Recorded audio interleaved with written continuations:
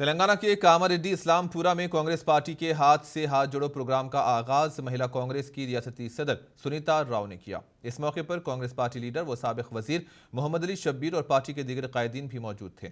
हाथ से हाथ जोड़ो प्रोग्राम के दौरान सुनीता राव, मोहम्मद अली शब्बीर और पार्टी के कायदीन ने घर घर पहुंचकर मरकजी व रियासती हुकूमत की अवाम दुश्मन पॉलिसियों को वाकिफ करवाया। इस मौके पर पार्टी के कायदीन और अवाम में जबरदस्त जोशो खरोश देखा गया। कामारेड्डी की कांग्रेस पार्टी कायदीन ने मोहम्मद अली शब्बीर की क़यामगाह पर मोहम्मद अली शब्बीर और महिला कांग्रेस की रियासती सदर सुनीता राव की शलपोशी की। बीआरएस सरकार से और बीजेपी सरकार से तक तो पब्लिक एक ही बात कह रही है कि आने वाले कल में सब दमकना और हरियाली सरकार आना बोले तो कांग्रेस को जरूर वोट देंगे।